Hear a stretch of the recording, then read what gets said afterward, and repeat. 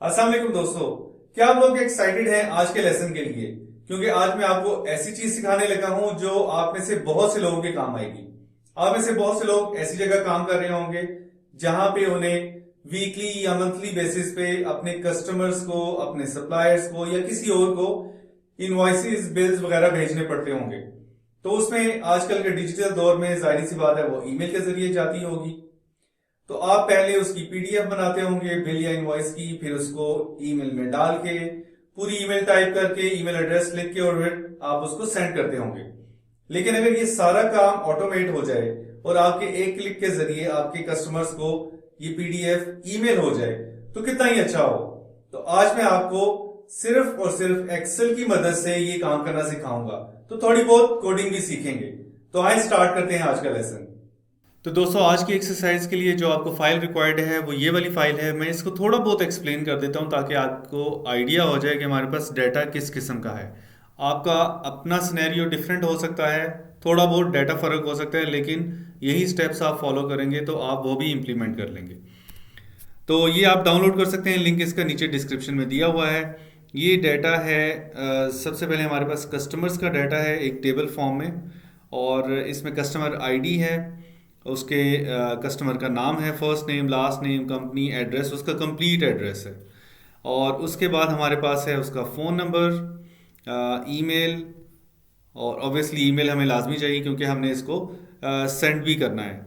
फिर हमारे पास जो अमाउंट्स ड्यू हैं, payable within due date, और late payment charges, payable after due date, और ड्यू डेट क्या है और बिल की डेट क्या है, या आप जो इनवॉइस जनरेट कर रहे हैं या जो मैसेज कम्युनिकेट कर रहे हैं उसकी डेट क्या है। तो इसमें हाइपोथेटिकल डेट्स हैं, हाइपोथेटिकल ईमेल एड्रेसेस हैं। आपके पास एक्चुअल डाटा होगा तो आपको ज़्यादा बेहतर अंडरस्टैंडिंग होगी। इसके बाद मैंने एक टेम्पलेट बनाई है जो कि इनवॉइस या बिल की है। इसमें वही स्टैंडर्ड चीज़ें हैं, जैसे कस्टमर की आईडी होगी, जिस तरह आपके पास गैस बिजली के बिल आते हैं तो एक आईडी होती है जो आपको अलॉट की होती है कंपनी ने। फिर उसका हेडर वगैरह होगा। फिर ये सारी हमारी डिटेल्स आ रही होती हैं बिल के ऊपर, हमारा नाम, फ़ोन नंबर वगैरह वगैरह, और ईमेल एड्रेस।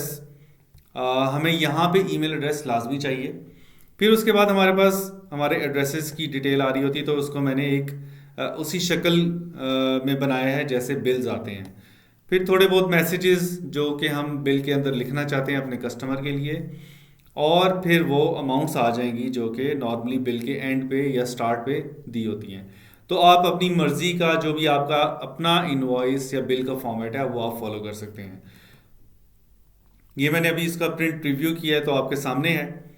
अब सबसे पहले काम हमने ये करना है कि ये जो डाटा है उसको यहाँ पे प्रोड्यूस करना है, और कोई ऐसी ऑप्शन क्रिएट करनी है कि जस्ट मैं यहाँ से कस्टमर आईडी चेंज करूँ तो मेरा पूरा बिल चेंज हो जाए। तो हमने पुरानी वीडियोस में ये सीखा हुआ है कि एक ड्रॉप डाउन मेन्यू बनाया जा सकता है। तो कस्टमर आईडी के आगे के सेल को सिलेक्ट करके मैं जाता हूँ डाटा रिबन के अंदर। उसमें फिर ये डाटा वैलिडेशन में जाएं, इसमें आप लिस्ट को क्लिक करें और सोर्स में आप कस्टमर आईडी वाले कॉलम का लिंक दे दें। मैं यहाँ पे जाता हूँ लिस्ट के अंदर और कस्टमर आईडी वाले पूरे कॉलम ए को क्लिक कर देता हूँ और प्रेस ओके। इसमें ये आप चेक रहने दें, इग्नोर ब्लैंक, वरना इसमें बहुत सारी ब्लैंक्स हैं तो वो ये सारी लंबी लिस्ट शो कर देगा, और ओके कर दें। तो यहाँ पे अगर आप क्लिक करेंगे तो आपके पास सारे कस्टमर आईडीज नज़र आ रहे होंगे, तो आप किसी को भी सिलेक्ट कर सकते हैं। अब चूंकि हम यहाँ से अपनी मर्जी का कस्टमर आईडी उठा सकते हैं तो हमने इसको पॉपुलेट भी करना है। तो हमें पता है कि हमारे पास एक वी लुकअप का फॉर्मूला है जिससे हम कोई भी डाटा उठा सकते हैं एक आईडी की बेस पे। पहले मैं टेबल फॉर्म ख़त्म कर देता हूँ, फिर लगा के भी दिखाता हूँ। आप इस टेबल को क्लिक करें और टेबल डिज़ाइन में जाके कन्वर्ट टू रेंज करेंगे तो वो उसको नॉर्मल एक्सेल डाटा में कन्वर्ट कर देगा। अब इसमें या तो आप इसके अंदर क्लिक करके कंट्रोल टी प्रेस करेंगे, या फिर आप इंसर्ट में जाएं और ये टेबल की ऑप्शन है, आप देखें एक्टिवेट हो गई है, इसको आप क्लिक करें तो ये पूरा डाटा खुद ही सिलेक्ट कर लेगा और पूछेगा कि क्या मेरे टेबल की हेडिंग्स हैं, तो हैं बिल्कुल, इसको चेक रहने दें और ओके प्रेस कर दें। अब ये हमारा एक्सेल टेबल फॉर्म में है। अब इसका फ़ायदा ये होगा कि जब मैं इसको फॉर्मूला में लिखूंगा तो मुझे ABC 1 2 3 ये वाले सेल रेफरेंस नज़र नहीं आएंगे, बल्कि ये कॉलम के नाम नज़र आएंगे या टेबल का नाम। तो टेबल का नाम इसमें मैं आपको बताता हूँ। टेबल में क्लिक करें तो ये टेबल डिज़ाइन का मेन्यू ऊपर नज़र आएगा। तो टेबल 1 इसका नाम है, आप अपनी मर्जी का नाम रख सकते हैं। तो इधर मैं अगर VLOOKUP फार्मूला अब लगाता हूँ कि मुझे ये वाली आईडी सर्च करवानी है, और इसको मैं फ्रीज कर देता हूँ F4 प्रेस करके, और मुझे इसको सर्च करवाना है इस टेबल के अंदर। तो मैं चाहूँ तो पूरा टेबल सेलेक्ट कर लूँ, और चाहूँ तो हेडिंग्स को छोड़ के मैं सिर्फ नीचे वाला डाटा कंट्रोल शिफ्ट और एरो कीज के साथ मैंने सेलेक्ट कर लिया है। अब ये देखें, यहाँ पे आपको टेबल का नाम नज़र आ रहा है, एरेज का रेफरेंस नज़र नहीं आ रहा। तो यही हम चाहते हैं कि जो ही टेबल में कोई नया डाटा ऐड हो तो वो ऑटोमेटिकली इससे लिंक हो जाए। अब वो हमसे पूछ रहा है कि हमें कॉलम इंडेक्स कौन सा चाहिए या कॉलम नंबर कौन सा चाहिए। तो चूंकि हमें फर्स्ट नेम चाहिए तो कॉलम नंबर 2 है, अभी हम यही लिख देते हैं और 0 प्रेस कर देते हैं। तो ये हमारे पास फर्स्ट, या जो हमने आईडी सेलेक्ट किया है 570 वाला, तो ये 570 का फर्स्ट नेम आ गया। इसको अगर मैं बार बार हर एक के आगे लगाऊंगा तो मुझे कॉलम नंबर चेंज करना पड़ेगा। उसके लिए मैं मैच का फॉर्मूला इस्तेमाल कर सकता हूँ। इस पे भी मेरी कंप्लीट वीडियो है, तो VLOOKUP और मैच पे कंप्लीट अंडरस्टैंडिंग के लिए आप उस वीडियो को रेफर कर सकते हैं। अभी मैं 2 की जगह मैच का फॉर्मूला यूज़ करता हूँ, मैच। और मैच में मुझे ये सर्च करवाना है, इसको फ्रीज करने की ज़रूरत नहीं है, और ये सर्च करवाना है हेडिंग्स के अंदर।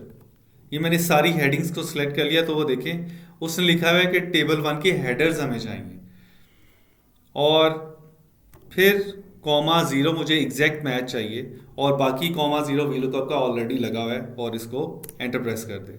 तो अब हमारे पास ये कंप्लीट फॉर्मूला हो गया है। अब इसको सिंपली मैं कॉपी पेस्ट अगर करूं हर एक पे, तो ये आराम से मेरा फॉर्मूला अप्लाई होता जाएगा। तो मुझे बार बार कॉलम रेफरेंस चेंज करने की ज़रूरत नहीं है।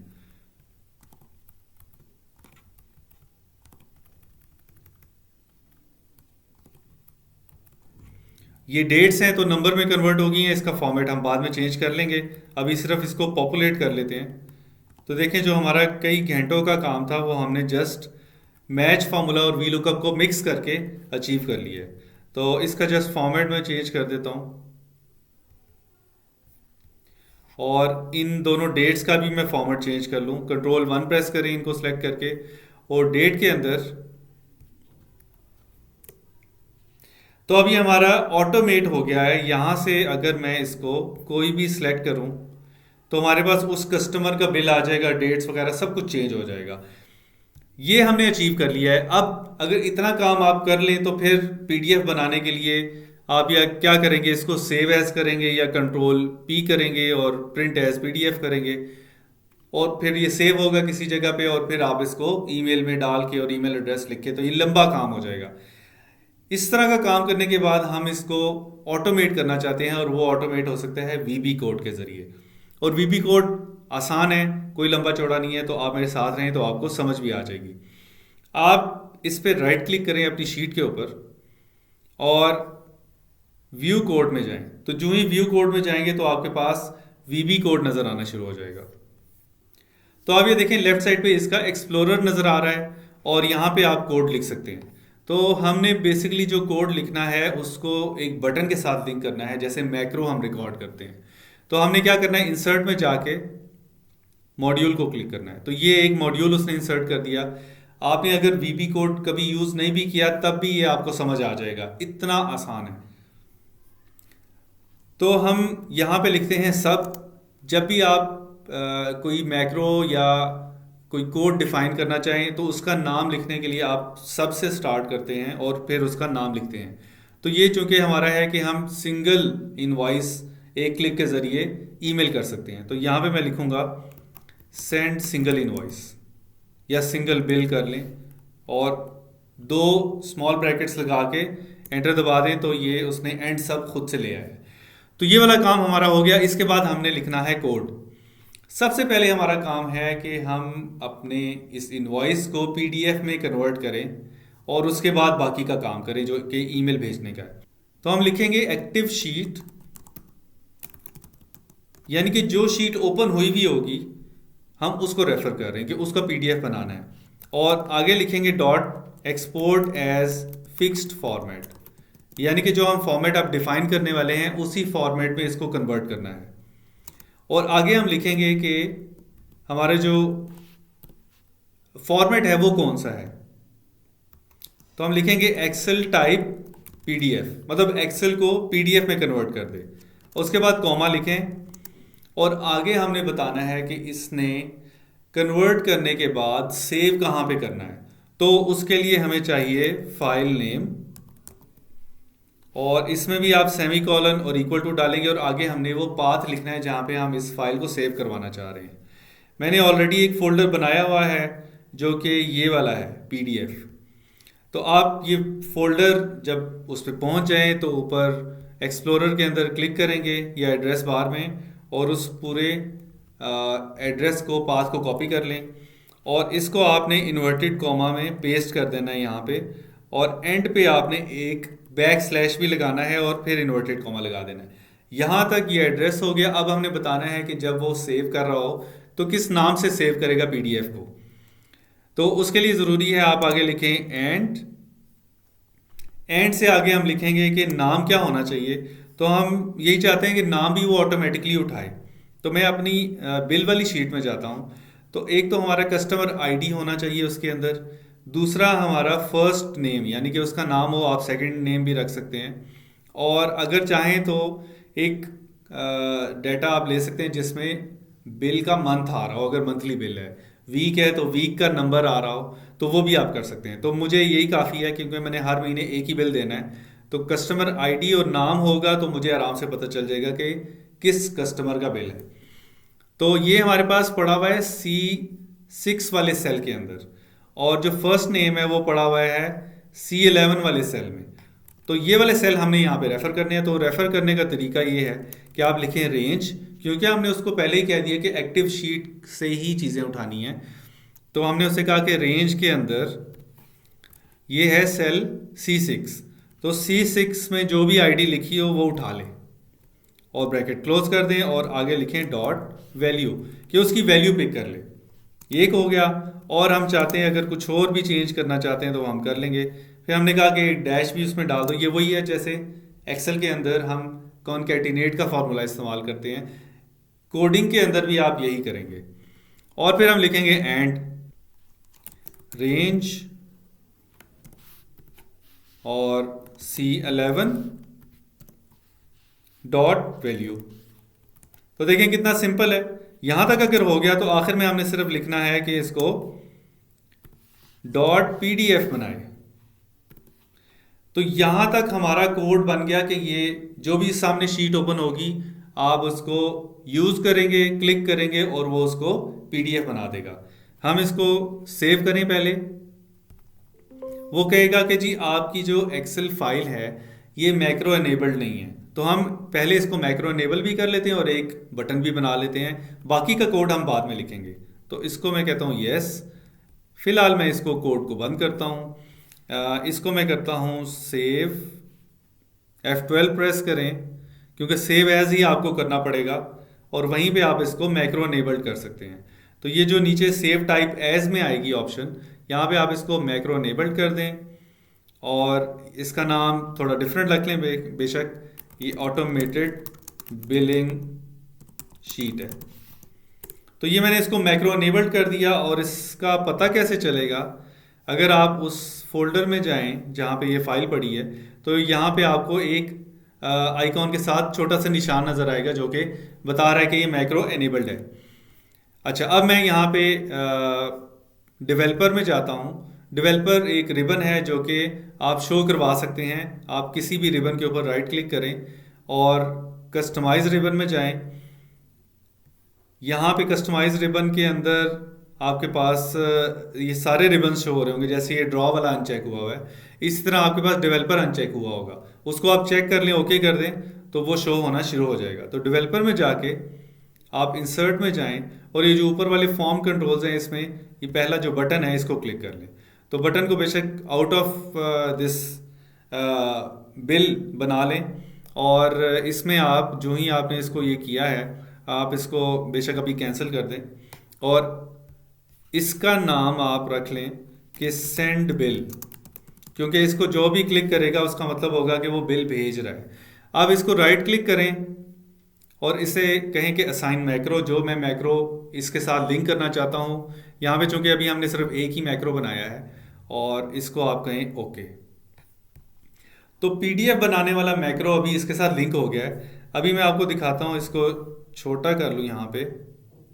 वैसे तो ये यहाँ पे शायद विजिबल नहीं होगा।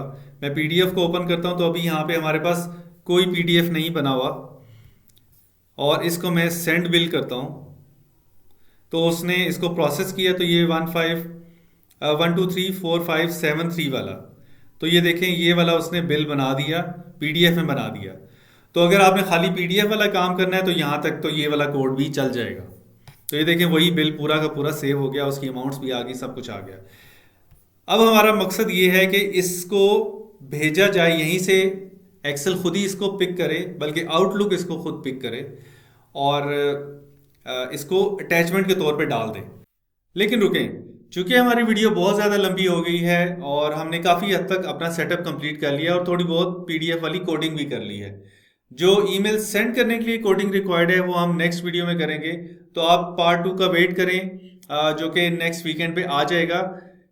तब तक आप इसी की प्रैक्टिस करें, इसको अपने सिनेरियो के हिसाब से कन्वर्ट करें और अपने दोस्तों के साथ शेयर करें। तब तक के लिए अल्लाह हाफिज़।